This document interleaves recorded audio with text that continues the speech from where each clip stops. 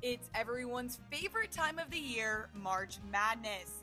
The brackets are set, Cinderella stories are just waiting to be written, and the nets are hanging in San Antonio, ready to be cut down in a few short weeks. Tonight, we are coming at you live from the Curtis Media Center, bringing you our top picks, upsets, and teams to watch as tournament play is already underway. From the Hussman School of Journalism and Media at the University of North Carolina at Chapel Hill, covering the full range of Tar Heel athletics. This is Sports Extra. Welcome to Sports Extra's Madness in the Hill. I'm your host, Ashley Humphrey, joined by Caroline Routh and Spencer Haskell, live from the Curtis Media Center. 64 teams, one dream. It's what we've been waiting for all year long. It's time for the big dance. That's exactly right, Caroline. Welcome to March. The committee made their decisions and we made ours. So let's take a look at the bracket. And the madness has already kicked off in Dayton last night. And the round of 64 teams is almost set with the first four games happening tonight. But the biggest storyline from this year's bracket is the SEC sending a historic 14 teams to the big dance, while the ACC is only sending 4. Let's go region by region to take a look at what's ahead. Let's start with the South region. Spencer, what can you tell me about the number 1 seed? Yeah, South region, a little bit of controversy here. Number 1 overall seed in the tournament goes to the Auburn Tigers despite not winning the SEC tournament. The Tigers went 28-5 this season and are led by SEC Player of the Year and National Player of the Year contender Janai Broom, who averages over 18 points a game. They've got a slew of veterans on the roster and the second-ranked offense in the country. But the team will have to find their stride again after losing 3 of their last 4 and tapping out early from the SEC tournament. Well, talking about those recent losses, do you think this dry spell is hitting at the wrong time, and could they even still make a run? To me, March is all about momentum, and right now, the Auburn Tigers don't have it, so I don't love what I'm seeing. I'm going to go against you here, Caroline. I think there is something that needs to be said about Auburn winning the SEC regular season title. They were the best team all year long in the best conference in basketball, so I think they've got what it takes to turn it around and make a deep run in this tournament. Well, regardless, they have a tricky road ahead, especially with underseeded Louisville. Now, the 27-7 8-seeded Louisville Cardinals fought through injuries all season long, but are led by ACC Defensive Player of the Year Chucky Hepburn, who averages 16.4 points per game. They fell short against Duke in the ACC Tournament Championship, but will face number 9-seeded Creighton.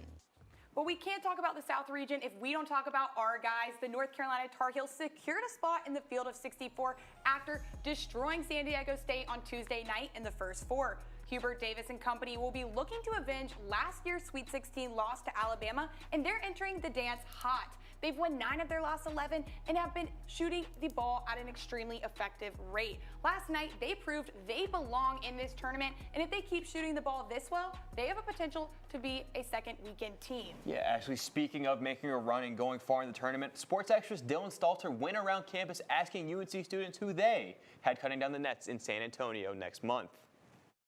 How's it going, Sports Extra? It's a beautiful day here in Chapel Hill. The sun is out, the students are out, and we're here to ask UNC students who they think is going to win the men's March Madness tournament.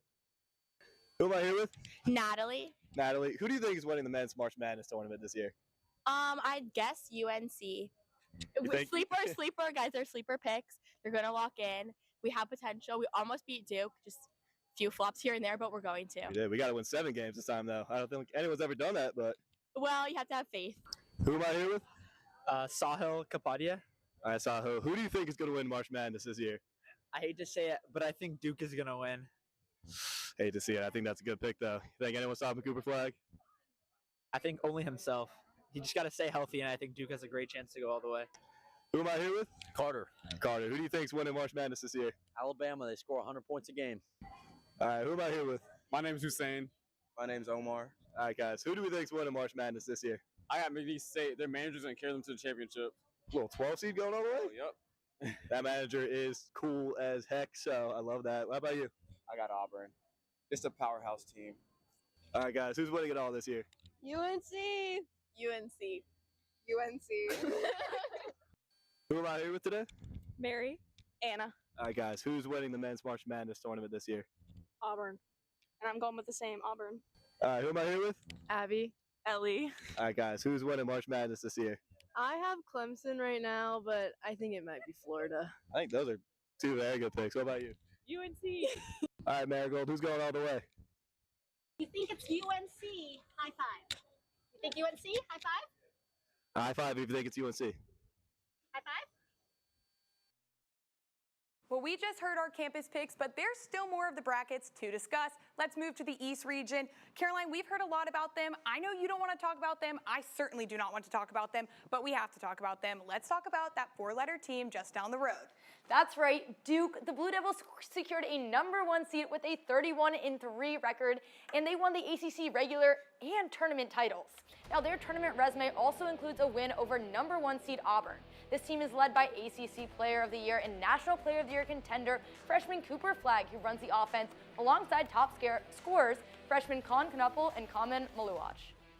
So my question for you two is, if you're John Shire, do you play Cooper Flagg this weekend?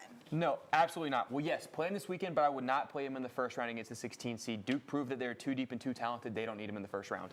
See, I think the only benefit to playing him is the fact that he's a freshman. He's never played in the big dance before. It could be good to get him some reps early, but I kind of agree. Sit him on the bench, keep him healthy. Something that I also think is worth mentioning, I don't want to be this guy. Last time Duke beat Carolina 3 times in the same season, 2001. Who cut down the nets that year? The Blue Devils. But while it is clear that Duke is the favorite to come out of the East, we need to talk about another team that could clearly give them a run for their money, and that is the 2-seeded Alabama Crimson Tide. Now, coming off of last year's trip to the Final Four, Nate Oates and company sport the country's most efficient two-point field goal offense, and if Mark Sears can get it going, he can be the best guard in this tournament. Something to watch, however, will be the availability of Grant Nelson, who suffered a knee injury in their loss to Florida in the SEC semifinals.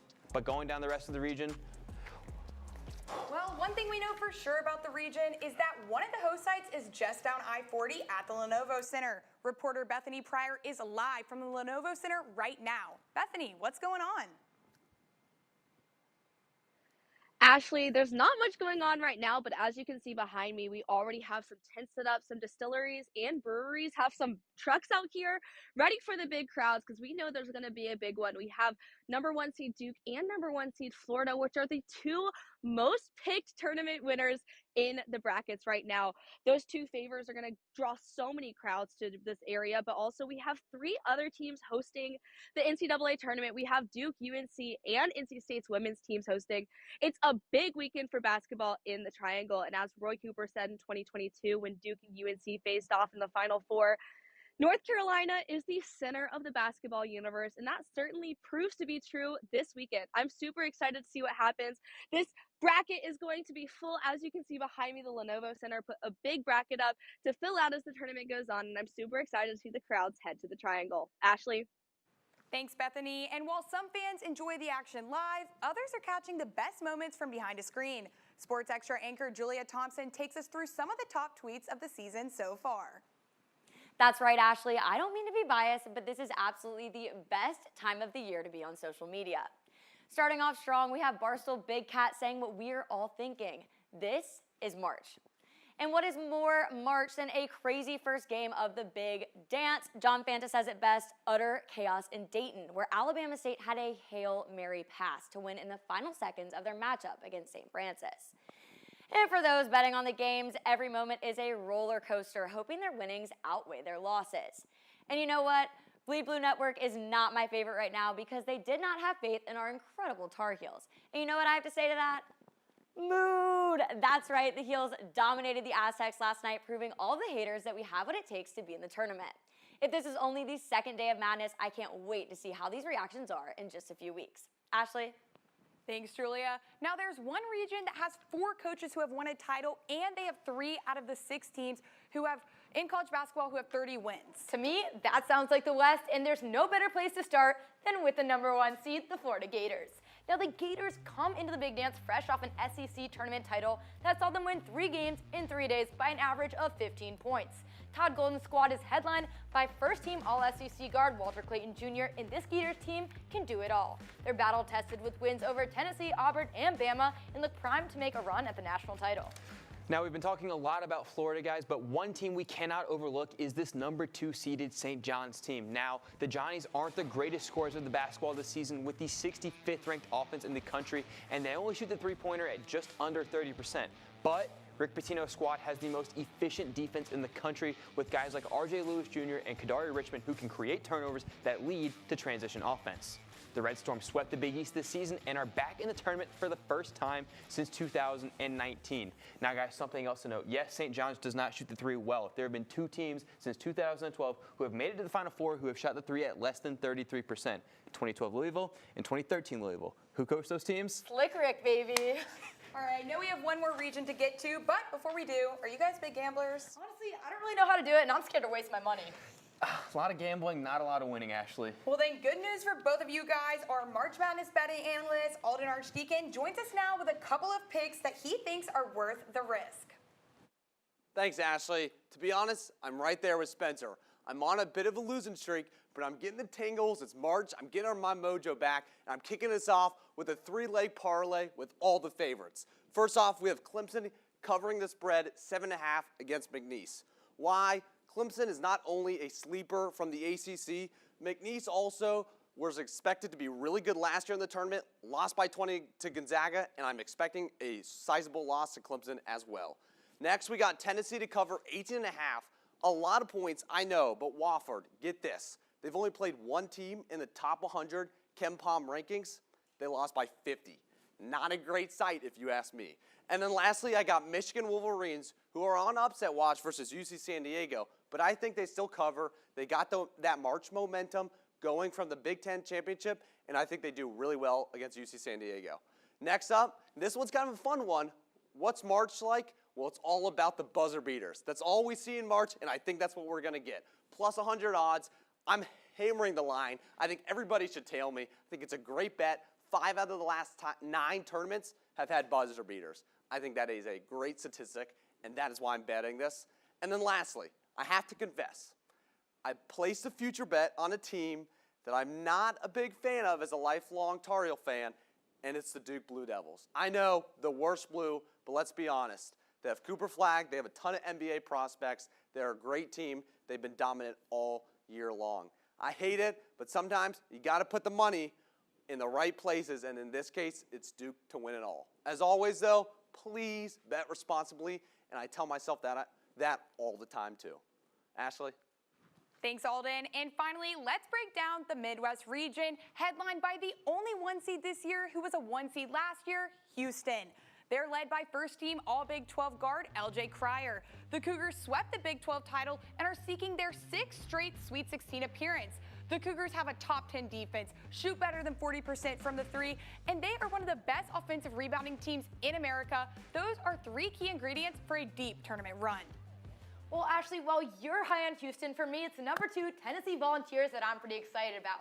I mean, with a record of 27-7 and one of the best defenses in the nation, holding 12 regular season opponents under 60 points, they're led by senior guards Chaz Lanier and Zakai Ziegler, who averaged 17.9 and 13.1 points per game, respectively. All right, we've gone through all the regions. Let's talk about who we expect to see in San Antonio. I've got Florida, Michigan State, I believe in Tom Izzo, Duke, and Houston in the Final Four, with ultimately Florida demolishing Duke in the finals. Similar to you, Ashley, I've got Auburn, St. John's, give me Rick Pitino in the Final Four, Duke, and Houston. I've got Auburn making it past St. John's, and I've got Houston taking down Duke before ultimately, I think this is the year Kelvin Sampson and Houston break through, cut down the nets when the confetti falls. All right, well, for me, it's swamp season. I am rolling with the Gators as I think they'll cruise past an Auburn team who hasn't performed well down the stretch and take down the young Cooper Flagg and their Blue Devils in the finals on their way to a national championship. Well, while San Antonio is the dream destination for the 64 teams vying for the men's title, it's Tampa Bay where the women want to land. Coming up after the break, we'll bring you our top picks, upsets, and matches to watch for the NCAA Women's March Madness Tournament.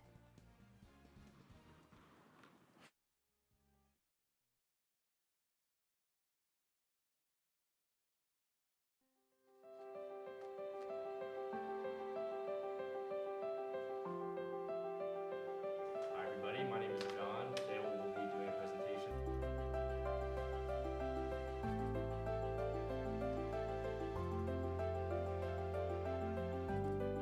Who are you?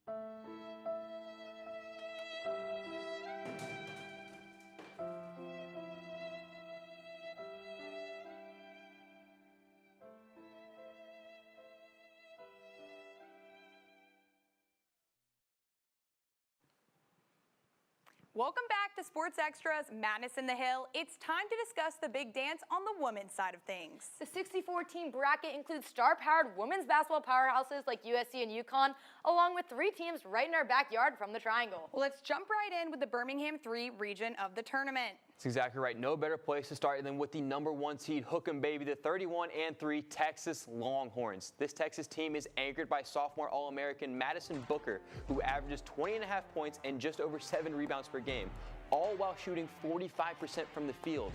The Longhorns also have a Naismith Defensive Player of the Year candidate in Rory Harmon. This stacked roster is armed and ready to fight their way to Tampa. And while Texas took the number 1 seed, a talented Notre Dame squad fell to number 3. But this team still has what it takes to make a deep run. Now, the Irish started out the season out hot, but fell down the stretch, leading to a 26-5 record, dropping 3 of their last 5 games. But spearheaded by Hannah Hidalgo, arguably the best player on this side of the bracket, their backcourt is among the best in the country, and offensively, this team has the highest three-point percentage in the nation, making them a force heading into the tournament.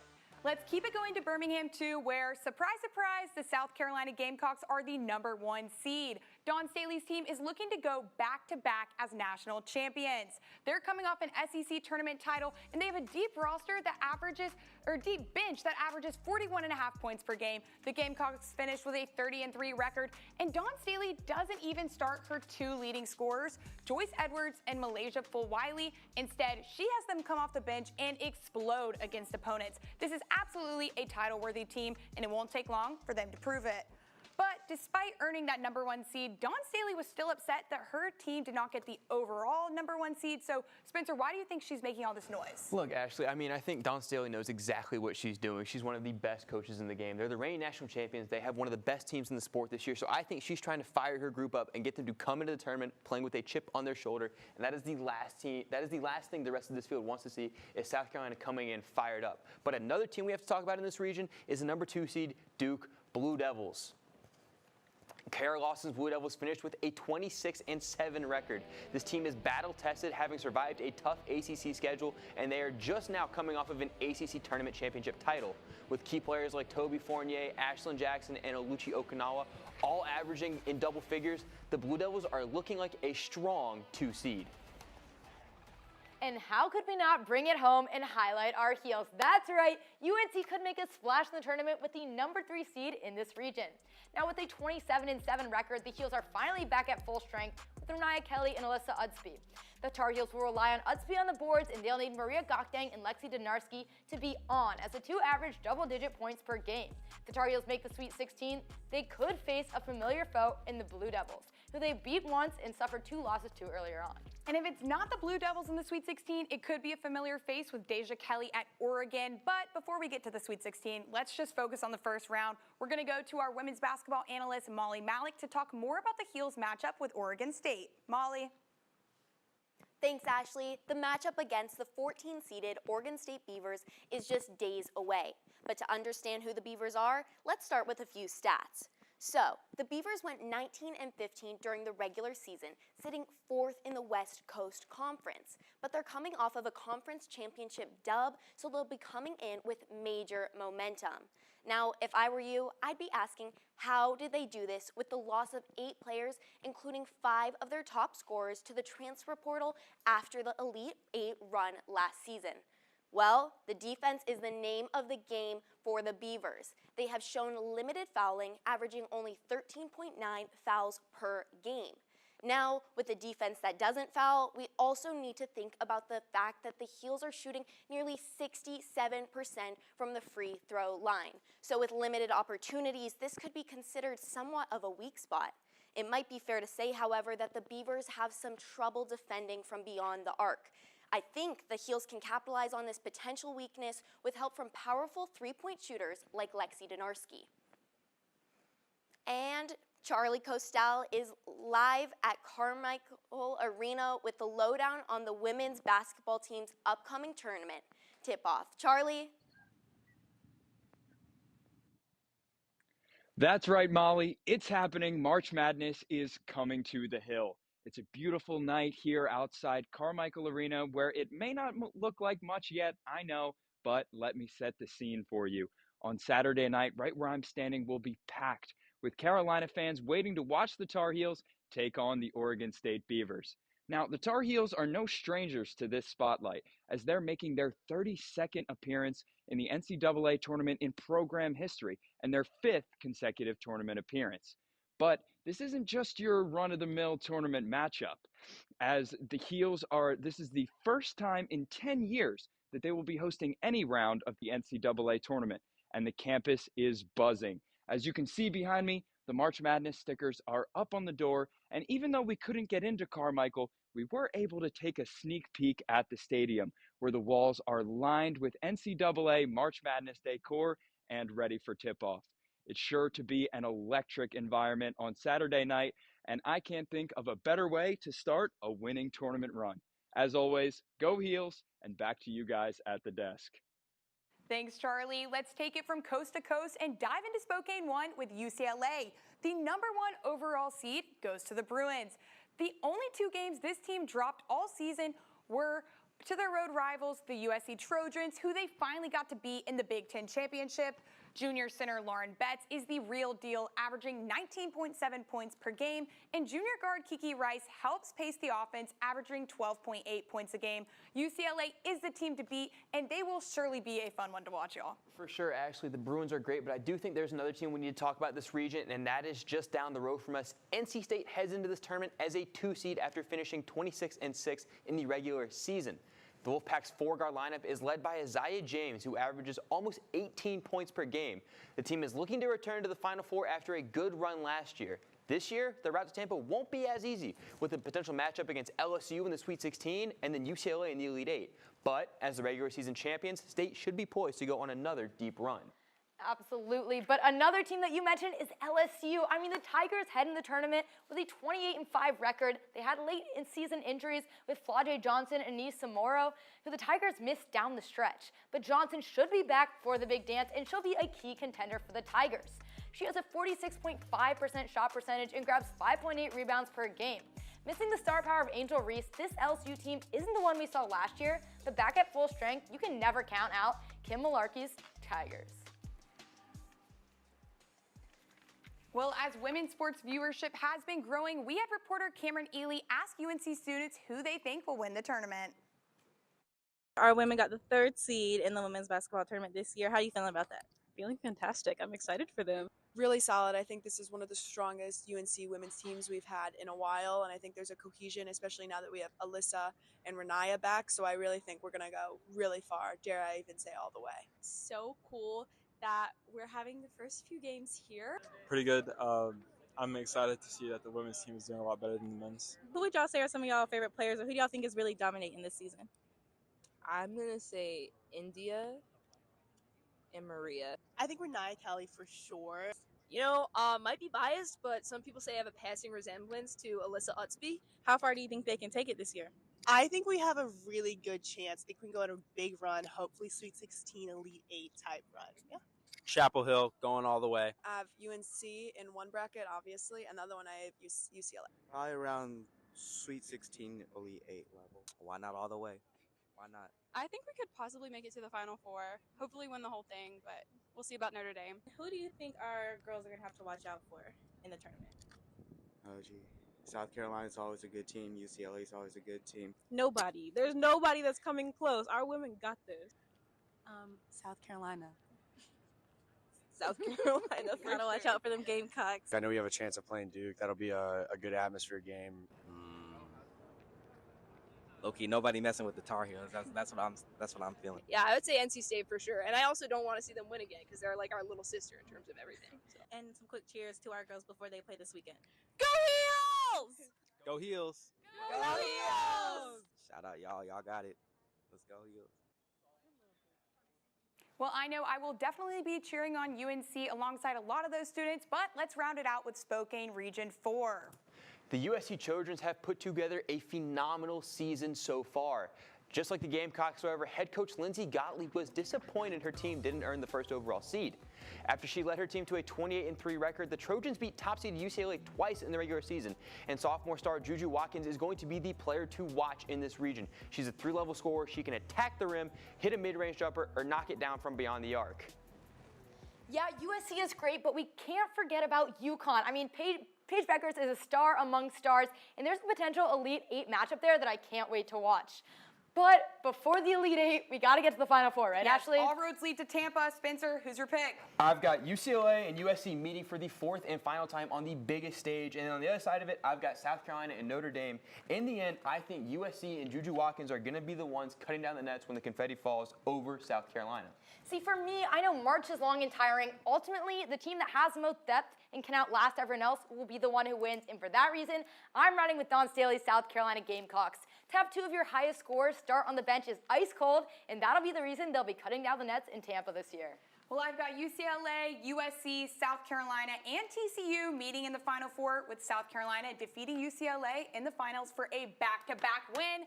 And with that, that does it for the second annual Madness in the Hill. We will see you next March. It is time to dance.